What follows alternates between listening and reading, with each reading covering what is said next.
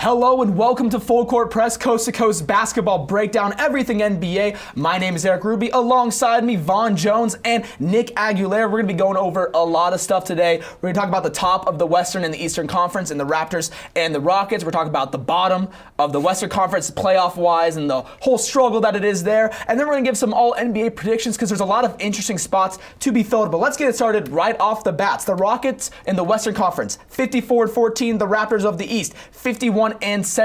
Who has had a more impressive season, the James Harden-led Rockets or the DeMar DeRozan-led Raptors? You know, for me, I think it's the Raptors because I think everyone knew the Rockets were going to have this kind of success. They were going to challenge the Warriors in the Western Conference.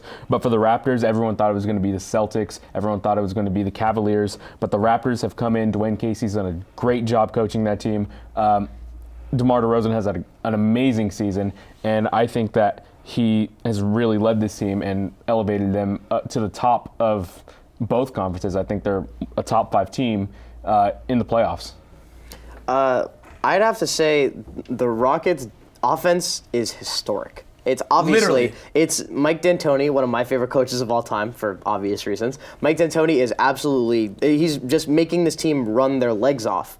And it's shown in just the rate that they score is just crazy. Like, I think it was last night they were playing the Clippers.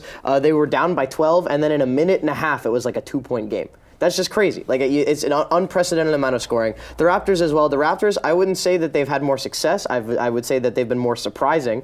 No one expected them to be at the top because it seems like they've been, you know, a 3 to 5 seed for the last few years, so it's been a little bit difficult for them to try to find that like elite place. But DeMar DeRozan has elevated his game to a whole new level, which I didn't even think was possible because he had a great year last year. And the bench is just insane. They have the number 1 bench in the NBA, in stats-wise and in my opinion. That bench is amazing defensively and offensively. You have guys like Jakob Poeltl, who no one thought was going to have a great season, having a great season off the bench. Shout out to Fred VanVleet. Fred VanVleet, absolutely. I kind of agree with Nick on the Raptors side of things. Well, the Rockets are probably having the better season, a more historic season with the offense, the kind of stuff we would see from those old Warriors teams where it's like, oh, they're down by 20 with 8 minutes left, don't count them out, and then they would come back. That's the kind of stuff we're seeing with Chris Paul, James Harden, and the Rockets. But this Raptors team, I mean, they're knocking on 60 wins. They're at 51 right now with a good amount of games left to go in this season. They're undefeated in their last 10 games, and they're absolutely on fire. You guys both talked about DeMar DeRozan. Now, if you just looked at DeMar DeRozan's numbers, they're pretty much the same, or even scoring-wise, a little bit worse than last year, right? But he has taken a leadership role. The Raptors are distributing the ball more. Shout out to Dwayne Casey, the Raptors head coach. I mean, definite candidate for Coach of the Year. They've completely changed the culture. It went from Kyle Lowry and DeMar DeRozan iso ball to the whole team getting involved while Kyle Lowry and DeMar DeRozan still get their own. And shout out to Kyle Lowry, who has been absolutely great in the second half of his NBA career after starting off not so great on some Houston teams. But let's move on a little bit. We just talked about the top of the West, the top of the East. Let's talk about the bottom of the Western Conference. So, I mean, 3 through 10 in the Western Conference are relatively close. At the 3 seed right now, you have the Portland Trailblazers, 42-26. Underneath them, the Thunder at 41-29. And then you can go all the way down to the 10 seed with the Nuggets, 38-31. Like, there is a very close range, and it's always changing. Now, Portland absolutely on fire with Damian Lillard. And there are teams at the bottom who have been sort of struggling now in this recent stretch, especially when you could look at a team like the Spurs. I want to talk about the Spurs a little bit. Kawhi Leonard, still out. The Spurs are barely in the playoffs at an 8 seed right now. Yeah. Do the Spurs make the playoffs, or do they miss the playoffs?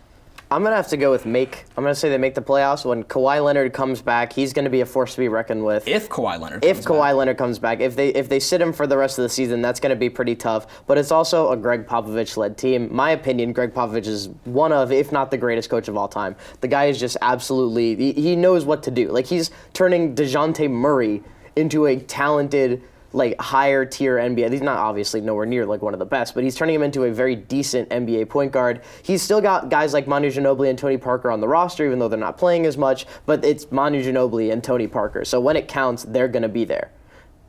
You know, I think at the end of the season, the Spurs will climb up there. I think they'll get up to the 5 seed because it's a very weak, or not weak, but it's a very hotly contested Western Conference playoffs this year. I think the Blazers, they've already ran away. I think they're going to get that 3 seed. And I think with the way Lillard's playing and the way McCollum's going to be playing, I think they're going to be probably one of the teams to beat. besides the Warriors and the Rockets. I mean, it's crazy because you're talking about the Trailblazers. Damian Lillard's definitely had his breakout season. He's always been good. He's getting his All-Star nod. He may make it onto one of the top-tier All-NBA teams, which we'll talk about a little bit later. LeBron James called him a superstar. LeBron James is like, give me Damian Lillard. And if LeBron James calls you a superstar, you're a superstar, certifiably. I mean, absolutely. Yeah. I mean, if LeBron called him a superstar and then proceeded to absolutely destroy Yusuf Nurkic on one of the nastiest poster dunks of all time. Yikes. We're not here to talk about that, though. In his 15th season. In his 15th season, we're here to talk about the Western Conference, the more exciting than LeBron James' Western Conference, kind of at this point of the season, because this is the kind of thing you would see at the beginning of the season where you can drop from a 3 to an 8 in 5-game stretch. And I know everybody kind of thinks Portland has that 3 seed locked up. I think they have a playoff spot locked up, but who knows, because at this point, they've been on a really hot streak. In the NBA, it's a game of runs in the game and during the season. They can just completely fall off. Dame can fall off, whatever. They still make the playoffs, but they can drop down to a 7 seed. You don't see that this late in the season. And then you have the Pelicans, who have actually flipped a switch since Boogie Cousins went down. Anthony Davis. Can we just take a second to appreciate the greatness that is Anthony Davis? I think people sort of forget about him. He's been in the league for a long time. He's 24 years old now, still really young. He's only a year and a half older than Giannis Antetokounmpo. Like, he is the future of this league, and he's leading a team with wings like Ejuan Moore and Darius Miller to most likely a top 6 team playoff in the Western Conference. And you have the Jazz with rookie Donovan Mitchell overcoming losing Gordon Hayward. Ricky Rubio has actually been very decent for them this year. And then you have the Lost Thunder kind of in the middle, where they've been this entire year. They've had their hot stretches and they've had their bad stretches. Paul George, I think, is a candidate for Defensive Player of the Year. Russell Westbrook is close to averaging a triple-double again, just nobody's talking about it because he's not actually doing it. Carmelo hopefully fits into his role as a 6th man or a 3rd or 4th option when they're on offensive shooting. And then let's talk about the Wolves a little bit.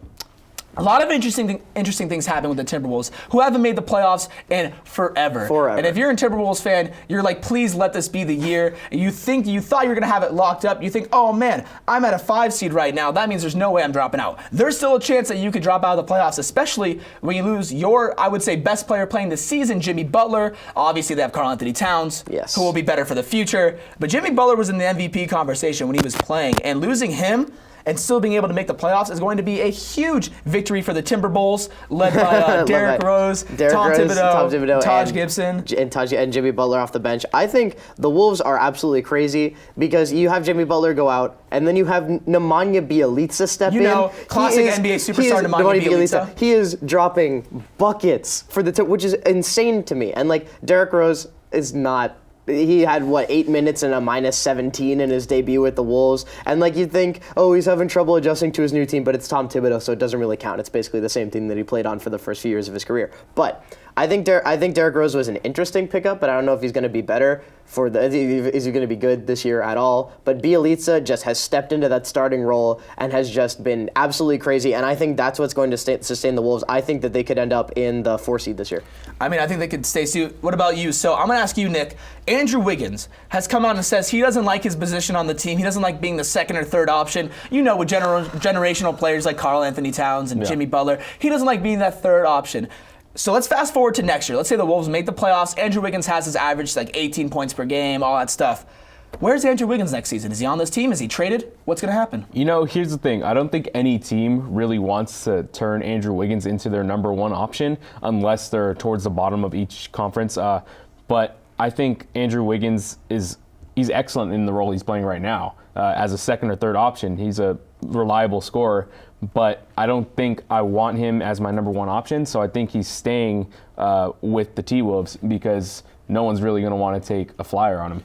I mean, he said flyer because he is a flyer. I mean, the man is absolutely athletic. I feel like he was almost born in the wrong generation. He doesn't really have that much of a shot. His mid-range is okay, but every time he drives, he's able to get to the basket and score. He just doesn't do that as often as he should. And I mean, when you have guys like Karl-Anthony Towns who will take in all the attention in the paint, that leaves a lot of room for backdoor cuts. I just don't think Wiggins is out there trying to make the best of his ability. And Towns is a great passer too. So if you have Towns on the high post, you can get to the basket. If you're Andrew Wiggins, he just doesn't do it. I think that he's kind of been down on himself since he thought he was going to be one of this co-star when he was traded for. He was the number 1 overall pick. But I feel like he has the potential to be that number 2 option, that really athletic one. He just needs to know his role. And it's hard for me sitting here who, I can't dunk, I can't drive in the seat saying, Andrew Wiggins, know your role. But, he is the number 1 pick. He's been that guy throughout high school. I think he just needs to realize the talent that he's with and appreciate that, because the Wolves have something special going on here. And if he's your 3rd option, that's a really good third option. That's a good basketball Especially if he buys into being your 3rd option. So, I think the Wolves will make it this year. Hopefully Jimmy Butler can come back for the playoffs and the playoff drought for the Wolves. And then the last team I want to talk about is the Denver Nuggets in the bottom of the Western Conference. Now, a lot of people are buying on the Nikola Jokic stock. A lot of people, Gary Harris, Jamal Murray. I like all those players. Here's the problem with the Denver Nuggets this year. They've been really good at home, and they've been atrocious on the road. Well, I wonder why, because they're the Denver Nuggets, so their home court is one of the hardest to play on. But I'm talking just atrocious away. And, the 38-31 now, most of those wins coming at home, and a majority of the games for the rest of their season are played away. So they may be that one team that sort of slips out of the playoff conversation. Even if they do make it in, they're going to be playing on the road against the Rockets or a Warriors or a Trailblazers. Not the best thing for them. And then a funny thing I want to mention, could you imagine if the Spurs end up getting the 7 or the 8 seed and then get a healthy Kawhi back?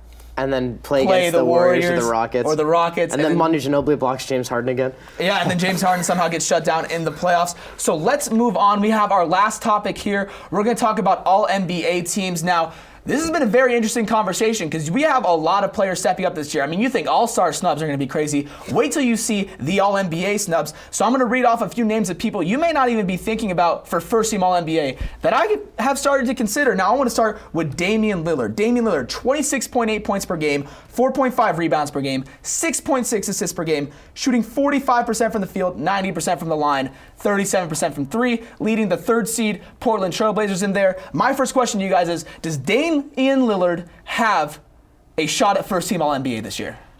That's a really good question. Yeah, you want to go? For me, I have him on my first team, but it's a really clustered guard spot this year for All-NBA. It's like the All-Star selection. Yeah, it's exactly someone like has to selection. Get their feelings hurt. Someone has to get left out. Yeah.